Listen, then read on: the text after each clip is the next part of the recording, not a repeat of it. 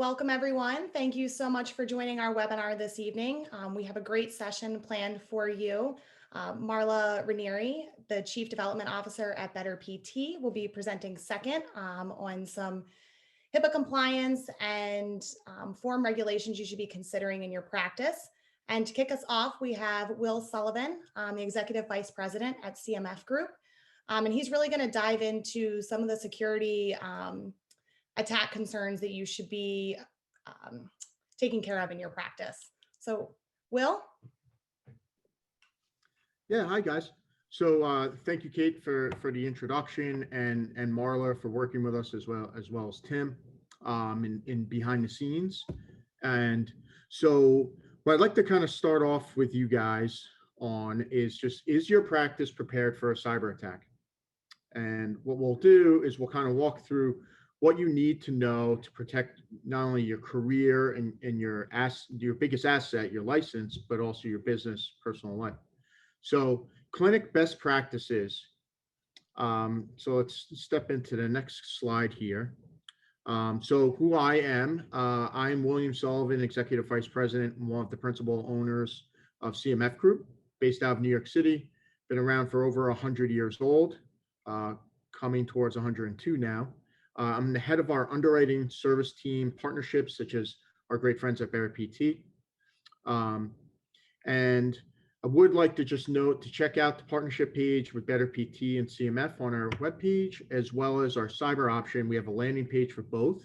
And I do want to make a note for the disclaimer that I am a healthcare attorney personally, licensed in the state of Florida, but with the role that I'm in at CM&F Group, do not want you to construe this as medical or legal advice. So make sure you reach out to whether your compliance officer, your business attorney, or any of those medical partnerships that you work with, such as Better PT and some of these items.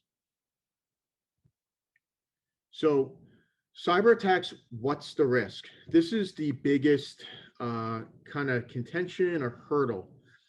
We cover thousands of healthcare entities nationally, whether it's physical therapy groups, occupational speech, or all under the same bundle, nurse practitioners, PAs, audiologists, psychology, all across the board. The biggest hurdle is that people are simply not getting coverage for cyber liability. And the real question is, okay, what is cyber liability? What's the risk related to cyber attacks? So just going through some really quick stats for you all to really make it crystal clear on why this is an issue, especially CM&F Group is a small business. We're under 50 people employed nationally. We understand the risk of cyber attacks. We want to make sure you all do too, because it really does put your business at a major risk and disadvantage if you don't. So over 63% of small businesses get hacked, over 63%, and over 60% do not recover. Since the pandemic has started, you've seen cyber breaches increase almost double since last March. And with work from home, remote patient monitoring, interacting on a telehealth basis, you can continue to see it climb.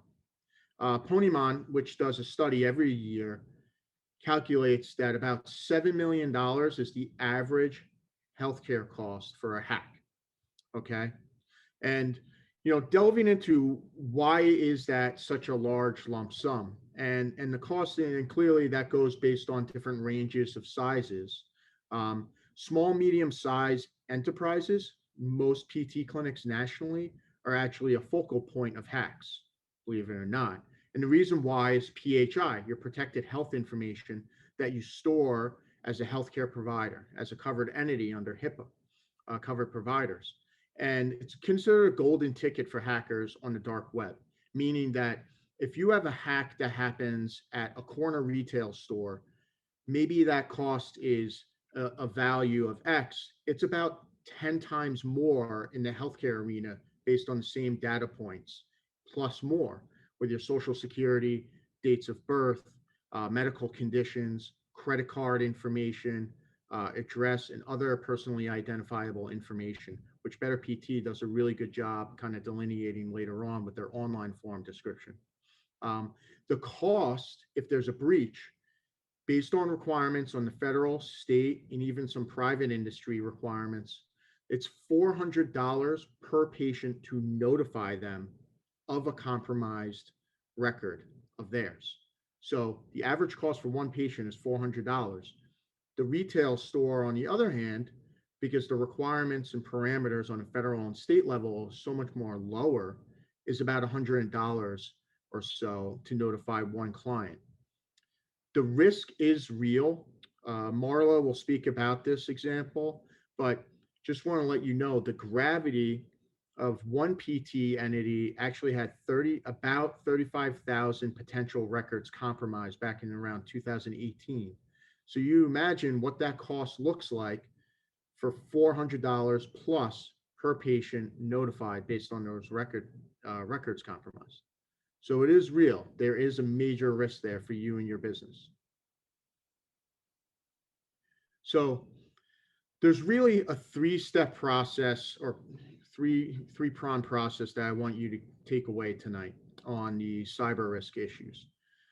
Really, number one is you want to prevent the risk. Number two, you want to mitigate your risk. And number three, you need a solution to kind of leverage all of this together. So first, kind of talking about preventing the cyber attack and P's and Q's. These are pretty simple.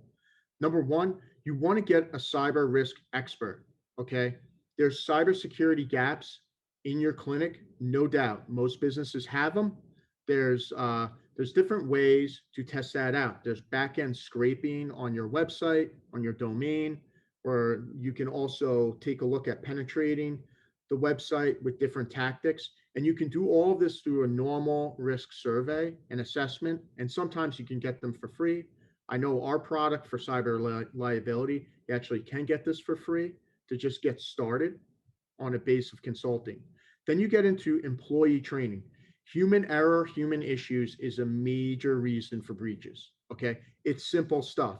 Again, there's a lot of companies that will do this for you, but you can do phishing simulations where emails just go out to your company and pick and poke at different people on your team to figure out who, from a human side, might just need additional training on how to avoid getting caught up in a phishing scam with a simulation. And you can do that without notifying anybody on your team. Online courses, any type of notifications that you want to put on posters in your brick and mortar office as well. Removing human error is another easy, simple way to make adjustments and really avoid getting a cyber attack. Utilizing your passwords. You have another thing called an MFA, multi-factor authentication. So any of you who are using some different Office 365 products, even Microsoft Outlook, depending upon how you utilize it, you can log in with a password and get notified with a text message to be able to log into your actual email address. Same thing with your PHI. Another item that people don't think about often is actually the proper disposal of electronic hardware. So if you're getting rid of your computers, your laptops, any of your old thumb drives, just the same way as you discard any of your documentation for patient records properly, you want to make sure you do the same with your electronic hardware. Last item on the preventing stage is just on-call advice. You want to make sure you have somebody you can access really 24/7 if you have an issue, especially on the technical nature or compliance nature. And then the next stage is we're talking about risk mitigation. So risk mitigation, whereas preventing means you don't get a cyber attack. Risk mitigation, as you all know, is more of a risk management strategy to basically reduce the risk of the severity of an attack. So one of the first items is data security policies, procedures, and agreements. You want to make sure you actually have network administrators, cybersecurity personnel who are looking at your infrastructure, whether you're working with the cloud, on site, make sure everything's buttoned up properly. You really need an expert looking at that information. The incident response planning materials is a big, big item.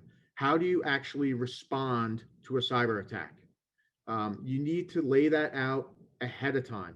It's just like anything else. How do you intake a patient? You also want to understand, how do you deal with a cyber attack when you're notified at 8 a.m. on a Monday morning. Okay. Next item is the tabletop exercise, or a TTX, for incident response. This is a phenomenal opportunity as well. Basically, putting your incident response materials in play. You can get cybersecurity experts that come in with attorneys, privacy attorneys, compliance and cybersecurity professionals. Bring in your relevant team members and actually act it out in a full day or half day scenario on how you react, and then build up additional training and surveys based on that. And again, just bringing this in again, on-call incident response team that's 24/7, 365 hotline is a big need, because once you have a hack, you have to respond quickly in order to mitigate not only the loss of information or how you deal with a ransomware attack, but also to demonstrate that you had the appropriate protocols in place ahead of the hack. Okay, because a lot of people get hacked and they're doing a good job, but maybe it's not fully buttoned up. This will reduce the amount of a loss from a lawsuit basis from patients or other third parties. It also may assist you on HIPAA fines and penalties as well from the civil side. Next slide. So cyber liability is a solution. So, why do I say that? We have the prevention, we have the risk mitigation, and then we have a solution. And I bring up cyber liability not only because I'm an insurance professional, but because cyber liability products out in the marketplace, ours being one of them at CM&F Group, can leverage cybersecurity experts to be not only there to help you with those P's and Q's that we talked about, risk management, the TTX, but they also assist you with what we call a risk transfer too. So to kind of walk through that, risk transfer is a basic insurance principle. Instead of you getting hit with the lump sum of the charge on how to respond to the breach, you transition it to the insurance company who responds on your behalf in tandem with you. Okay. And one of the things we want to step into from the legality and compliance standpoint is that HIPAA compliance is statutory, right? It's a law. You've got to follow it. They have state, they have federal requirements across the country, right? It's statutory required. Cyber liability is not statutory. It's not required or mandatory, not like an auto coverage, for example, or workers' comp for all of you running your businesses.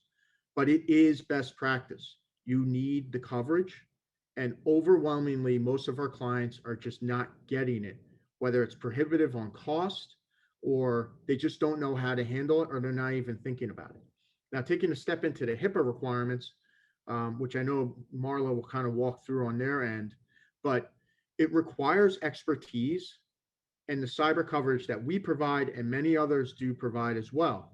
Okay, you can establish and implement the necessary safeguards to follow the HIPAA requirements from a privacy and security standpoint. So basically operationalizing or implementing your safeguards to the protected health information, right? The second thing is, if there is a breach, there's requirements that you have to follow based on the size of the patients, whether it's 500 or more patients records compromised or less. You have to do it on a consistent basis or annual basis, okay? And navigating those laws and knowing how to properly respond to them and timely. 60 days is considered to be the maximum in which you need to notify of a breach, okay? And you have to do it as soon as you know, but no later than 60 days. Navigating that minefield really requires an expert to come in there from a privacy standpoint, somebody who knows HIPAA. I can tell you I'm a healthcare attorney by background, and people only who work in this realm only work on HIPAA, only work on privacy laws, okay? And then lastly, they will assist you with how to, again, mitigate that risk. So if you have a breach, if there was something that is of concern, they can avoid or limit the exposure for penalties. Because as Marla will mention on her piece, you can get fined thousands of dollars up to $1.5 million per incident in a year. Okay, so these are things that can really have a massive hit to your bottom line and directly. Beyond the fact that on a crisis management basis, you might have to notify based on the size of your compromised hack. You might actually have to notify people through media.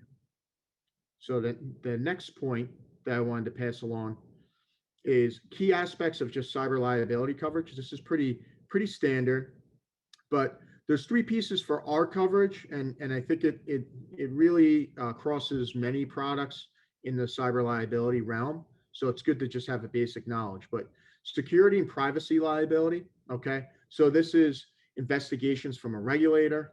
Okay, so let's call it the Office of Inspector General, or the Office of Civil Rights, OCR, however you kind of view that.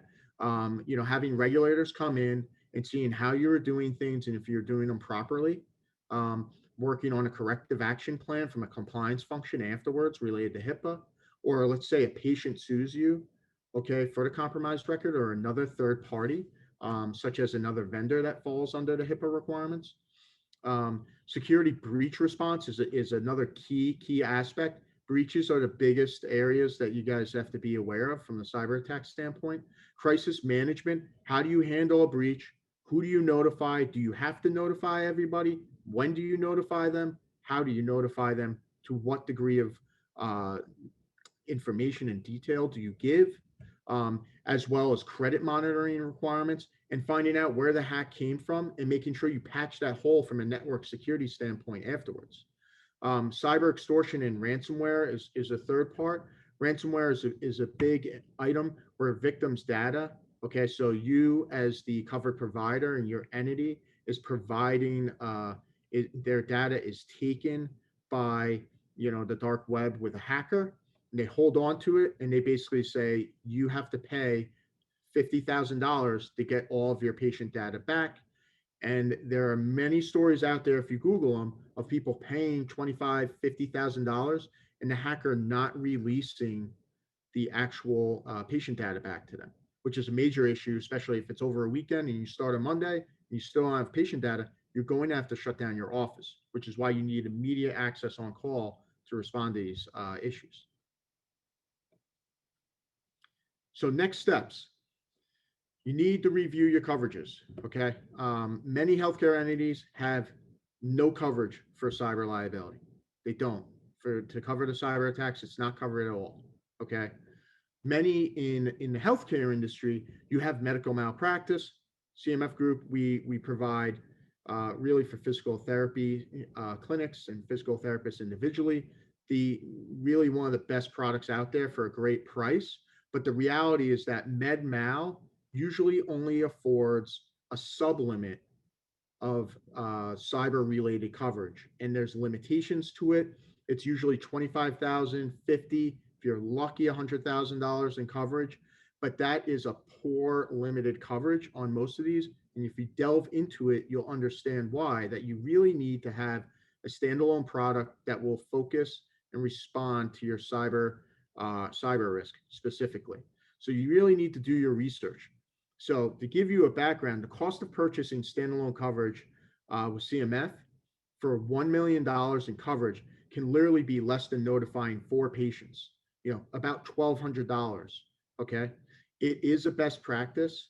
And again, it might not be mandatory by law, but it really is in order to stay in the business and continue long term.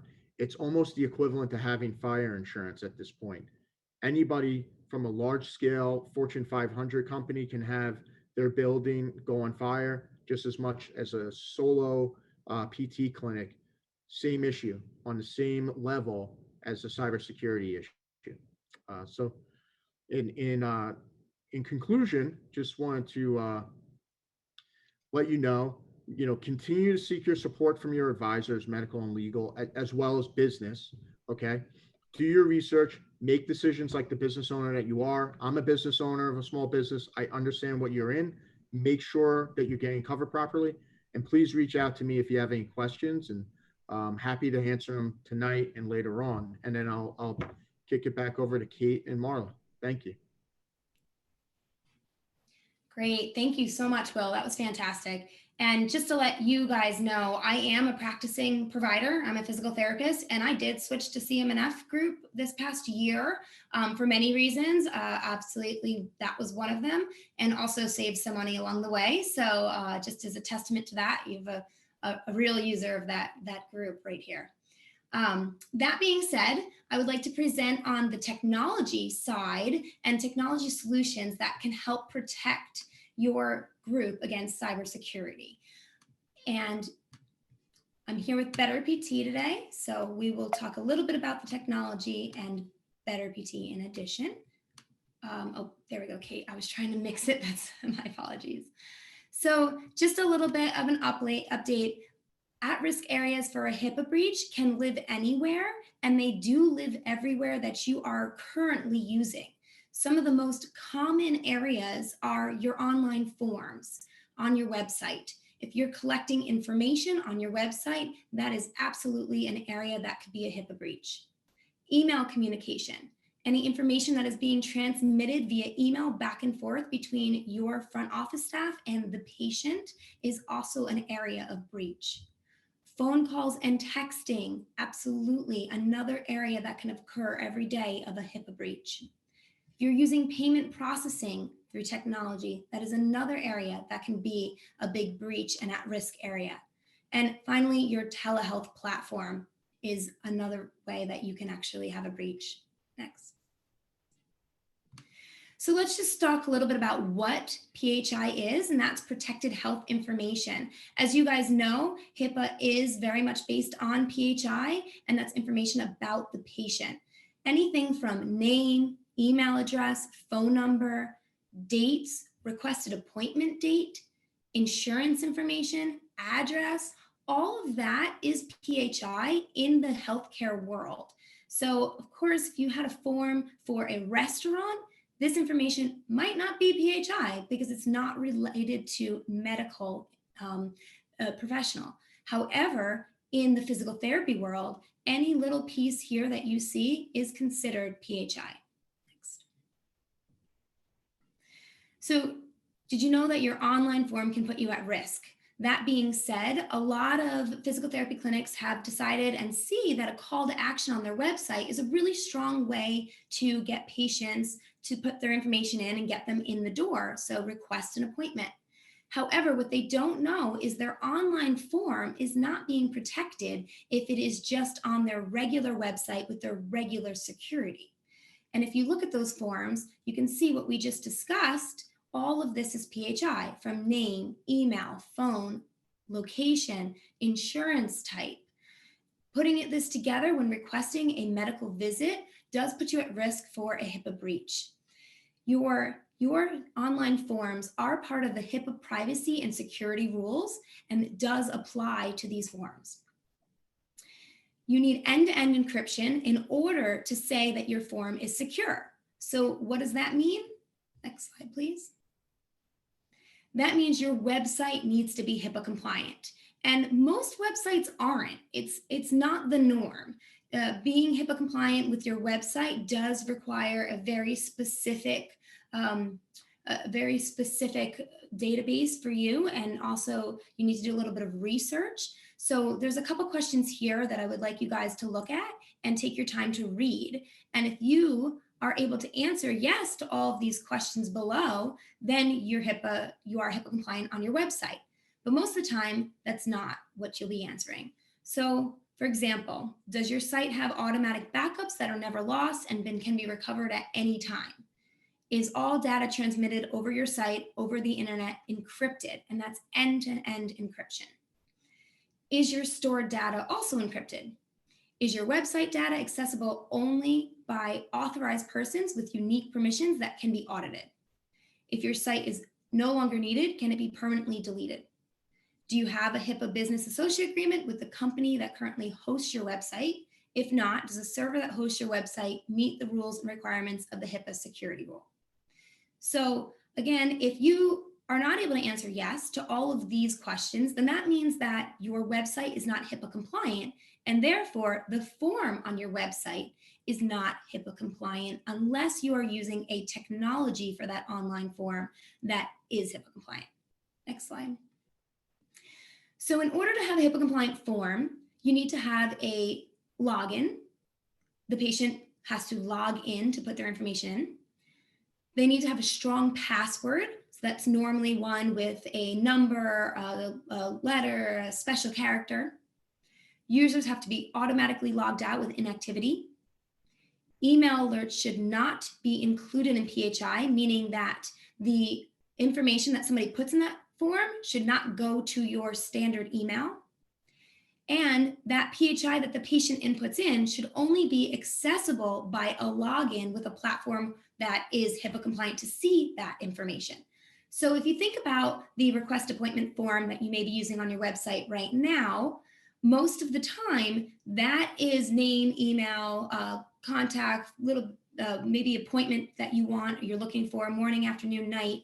And a lot of times that information goes right to your front desk's email. Next slide. So as you see, not only is your form not secured on your website, but also you're having PHI transmitted over standard email. And that should never be the case. As we all know, email is not secure, and email is the #1 type of breach that occurs throughout the medical world. Recently, there was a very big data breach at ATI Physical Therapy, and we'll explain this a little bit earlier as well. And what happened was a breach went through, and of course they ended up being, they had a lot of employee emails were exposed, and there was a lot of patient data in those emails, which is why they ended up being at a breach. So in the APTA magazine, basically last year, they said that, or this year, cyber attacks have increased greatly compared with previous years due to new security challenges caused by COVID-19 pandemic. Globally, 199.7 million ransomware attacks were reported in the third quarter of 2020. So that is right there what you're seeing when you see an email breach. Ransomware that goes out, and if anything does breach your company's email, if there's any PHI, that is when you're going to get fined and in trouble. Next slide. Next, PHI should never be communicated over standard text. And a lot of times, I make this mistake sometimes as a physical therapist as well, is I'll just text the patient and say, what time do you want? Or, you know, they can't make it, and we'll figure out another time via text. Or maybe I'll even send something to a doctor about a patient via text. As you all know, and we've all been trained, you should never be doing that over text message.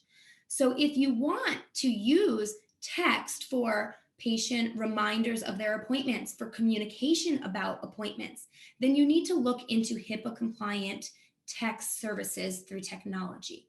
You should not be using standard text that you're going through your own phone or through your employees' phones. So the penalties for HIPAA violations are severe, and basically a penalty of $50,000 per violation per day, up to a maximum fine of $1.5 million per calendar year. And that's just because of ignorance and HIPAA rules in relation to texting. It's not an excuse, unfortunately. A lot of times if this happens and this breach occurs, a lot of people say, well, I didn't know. Unfortunately, I didn't know does not protect you against a HIPAA breach and HIPAA violation. Next. The next platform that you see where HIPAA breaches can occur is your payment processing platform. So a lot of times people don't really associate this with PHI, but it is PHI. Basically, it has a lot of information of where the patient lives, their name, their address, what services they had done, CPT codes, ICD-10 codes. So it is absolutely an at-risk area. So if you're not using a HIPAA secure payment processing platform, then again, this is another area where you can be fined and at risk for. And for example, some of those non-compliant platforms that people are using is QuickBooks, Wave, PayPal, and Zelle. These do not meet HIPAA requirements. Although they're really great in other industries that is not medically related, they don't satisfy the needs and requirements in the medical field. Next slide. And finally, PHI should not be communicated over unsecure video. As we all know, telehealth became the very adopted once COVID-19 and the pandemic hit. It was our only way of being able to see patients when they couldn't safely access us in the clinic.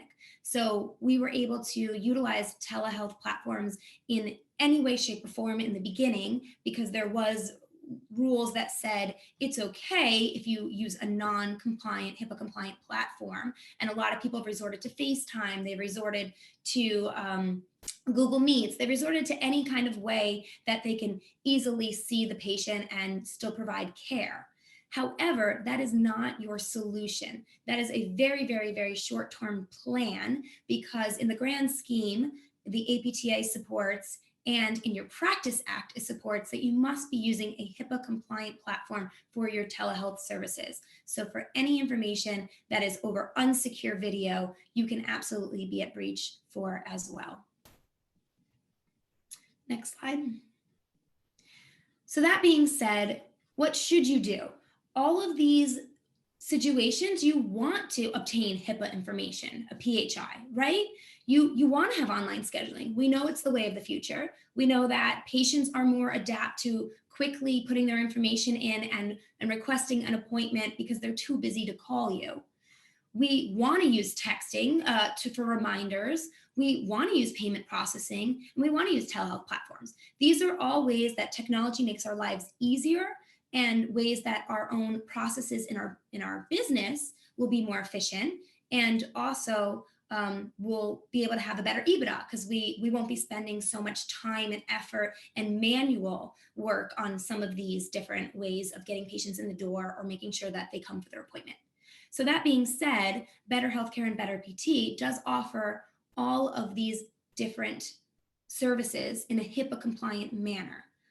Offers online scheduling, offers inbound patient management solutions where you have to log in to see the patient's information, and you can manage the patient's information through texting. So you can actually text them alternative times and they can respond back, and through a HIPAA compliant platform. Payment processing is something that we are rolling out very shortly, again, in a HIPAA compliant manner.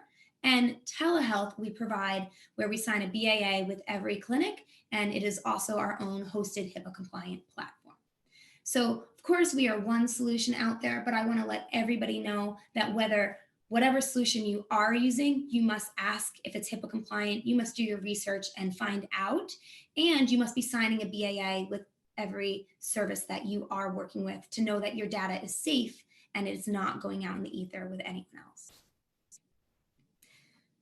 So that being said, make sure you take the 3 S's into consideration. Use technology to help your growth of your business, but make sure it's simple, make sure it's safe, make sure it's secure. And if anybody has any questions, you can feel free to reach me at marla@betterpt.com, and I can walk you through how to make sure that you are using these processes, but in a HIPAA compliant manner, and making sure that your business is not at risk. Great, thank you, Marla. So this time we ask if everyone wants to unmute if you have any questions for Will or for Marla. Now's your time. You can also put them in the chat if you prefer.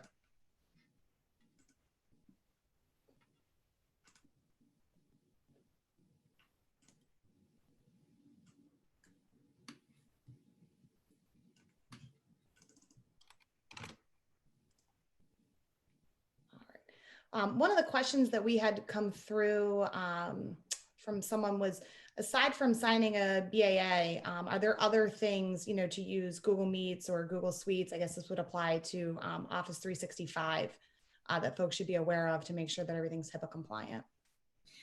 Absolutely. So there are actually multiple levels when you are using Google Suites or when you're using some of your Google Meets. You do actually have to opt for the healthcare HIPAA compliant level of that service. So it's something that you're not going to get if you just get the right out of the box. It is something that you're going to have to pay extra for, and you are going to have to request for that next level of service with those standard Google services.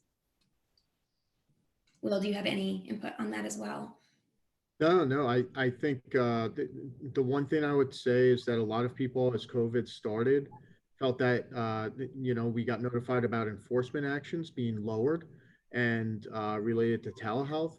But the reality is that you want to do best practices when you start out the gate in telehealth and, stay HIPAA compliant right off the bat, whether there's enforcement actions coming down the pipeline or not, because as you all know, HIPAA doesn't have to be just telehealth. It can be outside of that. So it's good to be compliant no matter what you use. So one of the questions in the chat, if your website is HTTPS secure, do you still need to sign a BAA with the web host? So we always recommend signing a BAA, absolutely. And just because your website is HTTPS secure, that doesn't mean it's HIPAA compliant secure. You need end-to-end encryption. So it is something you are going to have to, I did post those questions. I would go through those questions. My recommendation is request the BAA and then dig a little bit deeper into your web host, asking if you have a HIPAA compliant secure web host. And one thing I would just note with that too, Marla, like that's particularly relevant if you are trying to capture any patient health information through those web forms. Right. If you're not collecting PHI, then you do not need to go that extra mile. Will, we did have a question, do you need a special rider or consent when it relates to these data breaches and the coverage? Do you need a specific rider or consent? Yeah, the question was just special rider or consent needed. So I assume that has to do with the liability coverage you were discussing. So, sure. I guess I'll try to just answer a couple different ways. With the data breach services that we have for our cyber liability product, basically you bind coverage and you automatically are notified of who your breach response services are, from privacy professionals, cybersecurity professionals, as well as like the free suite of consulting services. And you get that right off the bat. It's not related to a service rider or coverage, but it's right there. From the medical malpractice side, we don't offer it on our end because we've never felt comfortable that it was appropriate to give such a small limit, $25,000, $50,000 on our med mal. But I'm not entirely sure how other companies deal with it, but they do offer it. But it's just very limited in scope and monetarily for what they can cover. Another question, which hopefully we've addressed a little bit, is suggestions for cybersecurity for small practice that's not using EMRs. Definitely get your cyber insurance for sure, just to make sure you are protected no matter what. And then I would say really invest in either a platform that is going to be accessible by login, so you don't have patient information being sent through email. If you choose not to do that, then I would avoid going the form of collecting information on your website. And Will, you had addressed earlier the VPN. Someone did ask whether you request a VPN, a password manager, or a combination of the two. Yeah, it really, with the multi-factor authentication, I mean, these are the type of things that when you get involved with a cybersecurity expert, they'll walk you through these different aspects of the VPN, how you want to launch into an actual platform. Even, if you have your laptop, how do you access it with a password? Because people lose laptops all the time. They forget them in their car. They go out to have drinks. Well, at least in the real world, when the pandemic's over, you go out and have drinks and you leave a laptop, somebody breaks into your car. If you don't have the appropriate, infrastructure from authenticating whether or not you can get into the laptop, you have a major issue there. And just on the topic of VPN, Better PT and Better Healthcare does offer VPN and multifactorial if you want that extra layer of security for our service and our system. A lot of hospital systems do go that extra mile. It's not required because we do have a secure login and HIPAA compliant, but if you want that, it is available to you. And then Marla, we also had a question about telehealth. One of the providers is able to provide telehealth services in 2 different states, wanting to know if she's covered if the client were to fall during an evaluation or treatment, and then how, they can send the at-home exercise and, recorded video sessions, if not through email. That's a great question. So basically, you're supposed to ask the patients and know either the beginning of the call or pre-call where they are actually located. And the reason for that is because you're supposed to have an incident response plan. So if that patient does go down in the middle of the telehealth call, to call the EMS services and tell them where the patient is located to call for help. So it is very important, and that is a suggestion by the APTA that you have that in your plan of a telehealth call at the beginning of the call to ask where they're located, what's the address, so that in case that occurs. And then the other question, which you said was about the recordings and sending videos. It's very important that you do send that video securely. Even in your Gmail, there is an option where you can actually choose a secure sending way, and it does password protect it, and the patient does have to actually put in a password to obtain that video. So if you're going to send a video with that exercise information and that PHI, absolutely use that. There are quite a few other ways that you can send videos securely as well, but you definitely don't want to send it over standard email. I believe that addresses all the questions that we got, as folks registered for the session. Do either of you have any final thoughts you want to add? All right. So we did record. Oh, sorry, Will. No, just thank you so much, all of you. Of course. Thank you for joining us. We did record this session, so I will be following up with the full deck and a link to the video recording, so you can refresh, and you'll have Will and Marla's contact information should you want to reach out. So thank you all for joining us tonight.